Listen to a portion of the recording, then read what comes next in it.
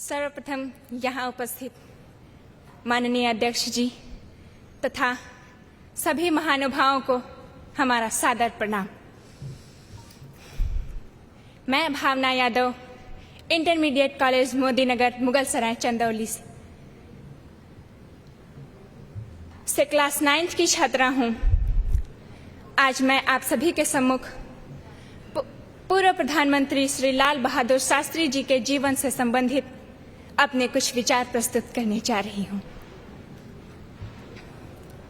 6ठी शताब्दी ईसा पूर्व के काशी, आज के वाराणसी के पास मुगलसराय में 2 अक्टूबर सन 1904 ईस्वी को एक लाल ने जन्म लिया, जो बाद में बहादुर बना तथा विद्वता में पारंगत होने पर शास्त्री बना, जो आज के लाल बहादुर शास्त्री बने।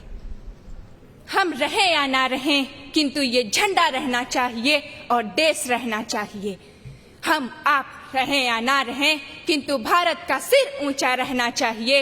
ये उद्गार हैं पूर्व प्रधानमंत्री श्री लाल बहादुर शास्त्री जी के, जो उन्होंने स्वतंत्रता दिवस के अवसर पर लाल किले की प्राचीर से व्यक्त किए थे।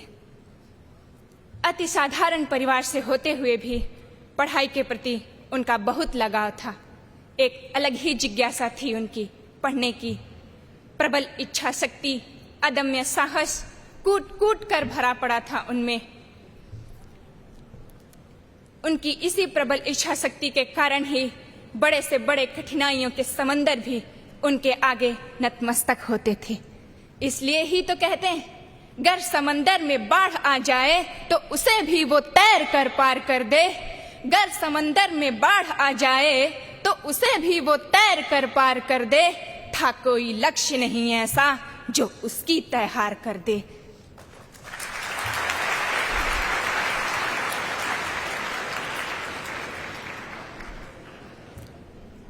सन 1942 ईस्वी में राष्ट्रपिता महात्मा गांधी जी के द्वारा भारत छोड़ो आंदोलन चलाया गया, जिससे वे बहुत प्रभावित हुए और राजनीति में सक्रिय रूप से भाग लेने लगे। 9 जून सन 1964 ईस्वी में जब वे प्रधानमंत्री बने, तब भी उन्होंने सादगीपूर्ण जीवन ही पसंद किया।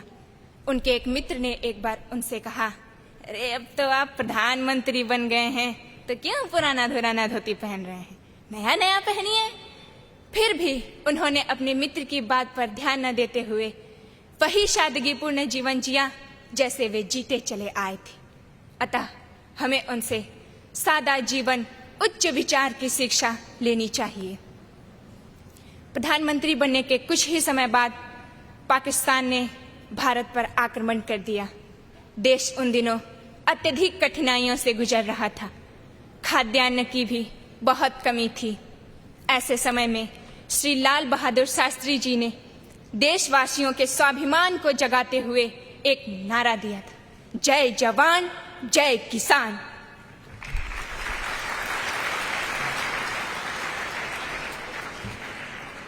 किंतु उन्होंने जय जवान और जय किसान ही क्यों कहा? वे हम लोग का नाम ही जय लगाकर कह सकते थे।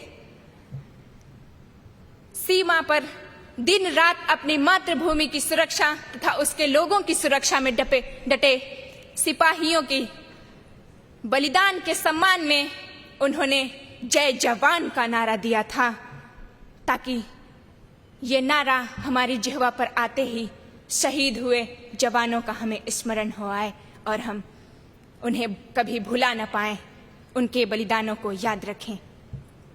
जय किसान क्यों कहा?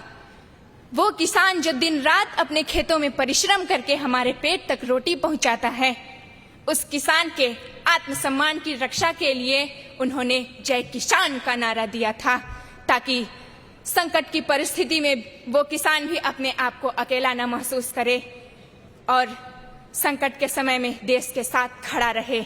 इसलिए उन्होंने कहा, जय किसान।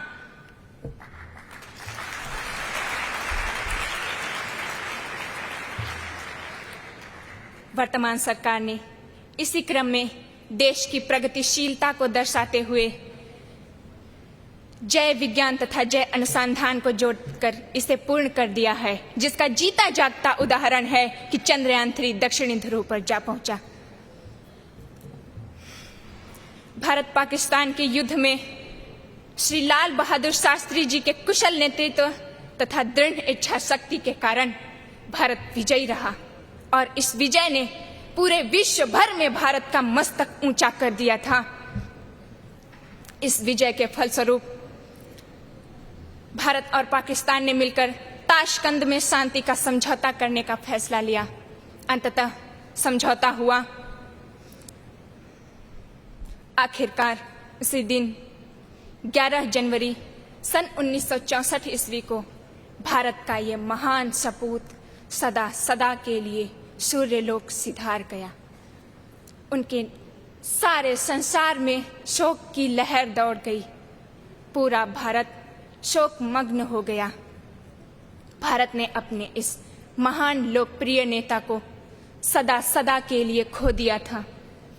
उनके निधन के पश्चात आम जनमानस के मुख से स्वतः ही एक पंक्ति निकली, शांति खोजने गया, शांति की गोद सो गया, मरते मरते विश्व शांति के बीच बो गया।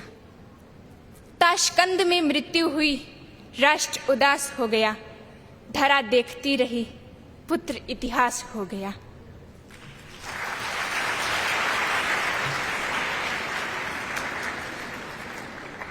अंत में मैं यही कहना चाहती हूँ, सादगी की प्रतिमूर्ति, शांति के अग्रदूत, कर्मठ, ईमानदार, अनासक्त कर्मयोगी का ऐसा समन्वित व्यक्तित्व हमें बार बार मिले।